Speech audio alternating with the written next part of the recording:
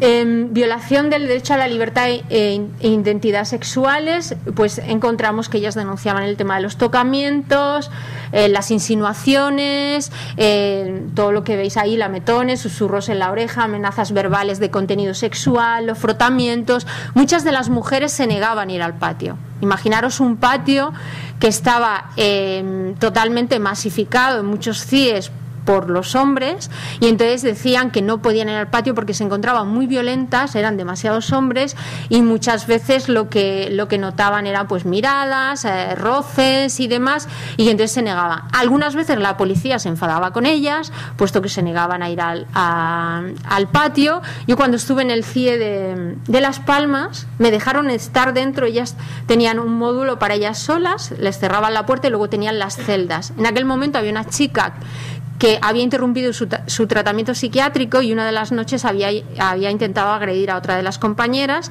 Como castigo, la policía, sin notificárselo a la jueza de control, la había subido a un módulo a aislamiento 24 horas, pero las chicas, de miedo a la otra persona que necesitaba un tratamiento que se le había cortado, pues se encerraban por dentro para dormir. Ellas mismas tenían las llaves de las celdas y se encerraban para dormir encerradas. Entonces aquello era una situación. Y yo misma presencié casos en los que el policía tenía insultos vejatorios respecto a su condición de mujer cuando se dirigía a ellas.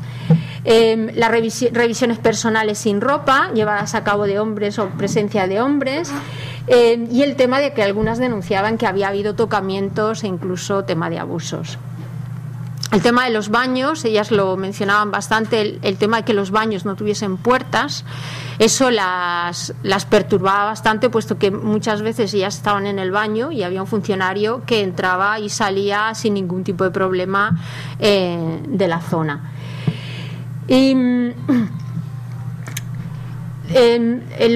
Otra de las cosas que detectamos fueron las amenazas de violación como respuesta o castigo a algún acto o reivindicación de un derecho. Es decir, cuando ellas, como los hombres, decían no, yo quiero esto, yo necesito esto, estáis vulnerando mis derechos, la contestación muchas veces de las fuerzas de seguridad era cállate, puta, o te voy a, ¿sabes? O sea, usando siempre todo el tema de género, usando todo el tema de la amenaza con connotación de género.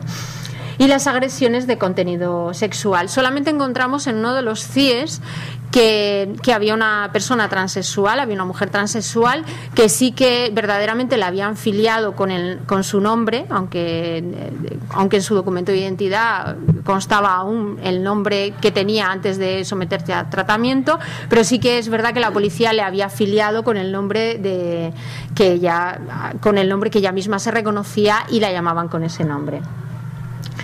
El asilo y refugio, comentaros que cuando estuvimos visitando a las mujeres en el CIE de Algeciras, fuimos nosotras las que le tuvimos que explicar a las mujeres cuál era su derecho de asilo, porque nos encontramos con 4 casos de mujeres que efectivamente podrían perfectamente pedir asilo, que lo habían hecho y que la policía les había dicho que aquello no era el sitio, que no era el lugar y que la información que tenían no era correcta.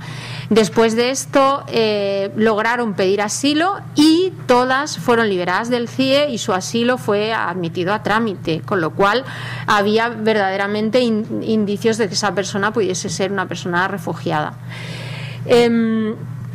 Sobre todo porque la policía no ve el asilo, o sea, cuando a la policía a una mujer le pide asilo, el policía normalmente le dice la coletilla asilo político. Entonces jamás un policía vio que estas mujeres que querían pedir asilo fundamentados en motivos de género, para el policía, claro, esto no era una petición de asilo y por lo tanto no la transmitió a quien la tenía que transmitir adecuadamente. Y el tema de las víctimas de trata es lo que os decía antes, que nos preocupa muchísimo. No se establecen en los CIEs un proceso de identificación con garantías, porque la identificación de víctimas de trata, como sabéis, hasta ahora en el protocolo se dice que la tienen que hacer las fuerzas de seguridad del Estado. Las organizaciones sociales se pueden intervenir en la detección, pero jamás hacer un informe que sería vinculante para que se les conceda el periodo de restablecimiento y reflexión. ¿Qué es lo que nos está pasando? Imaginaros Imaginaros a una víctima de trata que está en un CIE, que está esperando su deportación. En muchas ocasiones es el momento, tenemos un breve espacio, pero es el momento de que la víctima pida ese periodo de restablecimiento y reflexión, porque está en una situación muy límite y sabe que la deportación la va a volver a meter en manos de la red y va a volver a aumentar su deuda, con lo cual su vida corre peligro si es deportada. Con lo cual muchas veces estas mujeres, justo en esa situación, es cuando su cabeza hace clic y tienen la valentía, que es mucha, de pedir el periodo de restablecimiento y reflexión. ¿Cuál es el discurso de la policía? El discurso de la policía es: claro, ha estado todo el tiempo en explotación sexual y ahora, como la vamos a deportar, es ahora cuando se le ocurre que hay que pedir el periodo de restablecimiento. Entonces, muchos periodos de restablecimiento y reflexión. Por esto que piensa la policía hace un informe negativo si se piden, y entonces la subdelegación de gobierno no los concede. Entonces ahí tenemos un agujero negro, porque se nos están yendo muchísimas mujeres recién llegadas por frontera que van a ser para explotación sexual o servicio doméstico, pero muchas otras mujeres que ya han pasado 2 o 3 años en situación de explotación en el Estado español, que ninguna autoridad del Estado español ha sabido protegerlas y que además el Estado español las está devolviendo al país de origen. Con lo cual estamos revictimizando como 100 veces a esa mujer que es víctima de trata. Quería manifestaros de verdad nuestra inquietud sobre todo lo que está pasando en los CIEs con las mujeres. En algunos CIEs nos dicen que es muy difícil el acceso a las mujeres, y yo os digo de verdad que las busquéis, porque cuando están y no se puede acceder a ellas es porque seguramente estarán bajo control, y que es esa mujer que está bajo control es la que necesita otro referente que no sea ni la administración española, que ya ha vulnerado sus derechos, ni la red o el controlador, que ha vulnerado también sus derechos, sino que necesita otro referente. Entonces, bueno, pues animaros a que sigáis trabajando, pero animaros también a que le pongáis especial atención a la situación de las mujeres en los centros de internamiento. Gracias.